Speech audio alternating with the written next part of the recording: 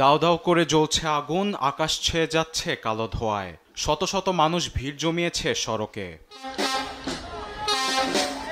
এ দৃশ্য ইসরায়েলের। গাজায় ইসরায়েলি আগ্রাসন বন্ধ এবং বন্দীদের ফিরিয়ে আনতে অনেকদিন ধরেই আন্দোলন করে আসছেন জিম্মিদের স্বজনরা। কিন্তু প্রধানমন্ত্রী বেনিয়ামিন নেতানিয়াহুর একের পর এক হামলায় আরও বড় বিপর্যয়ের মুখে গাজাবাসী। সোমবারের হামলার পর বিশ্বজুড়ে শুরু হয় নিন্দার ঝড়। এদিকে জিম্মিদের ফিরে পাওয়ার অপেক্ষা যেন শেষ হচ্ছে না স্বজনদের। মঙ্গলবার দাবি আদায় পুরো ইসরায়েল জুড়ে বিক্ষোভ করেন ইসরায়েলিরা। রাজধানী তেল আবিবের একটি ব্যস্ততম সড়কে যান চলাচল বন্ধ করে দেয় তারা। হাতে প্ল্যাকার্ড ও হলুদ পতাকা নিয়ে বিশৃঙ্খলার দিন পালন করছেন বিক্ষোভকারীরা। রাজধানী তেল আবিবে স্বজনদের সংবাদ সম্মেলনে নেতানিয়াহুর উপর ক্ষোভ জানান এক বন্দির মা।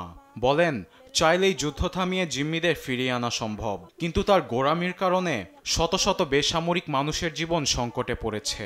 এছাড়াও মার্কিন প্রেসিডেন্ট ডোনাল্ড ট্রাম্পকেও যুদ্ধবিরতিতে এগিয়ে আসার আহ্বান জানান তারা। এমন পরিস্থিতিতে ট্রাম্প বলেন, বন্দি মুক্তির জন্য হামাসকে চাপ দেওয়া হচ্ছে।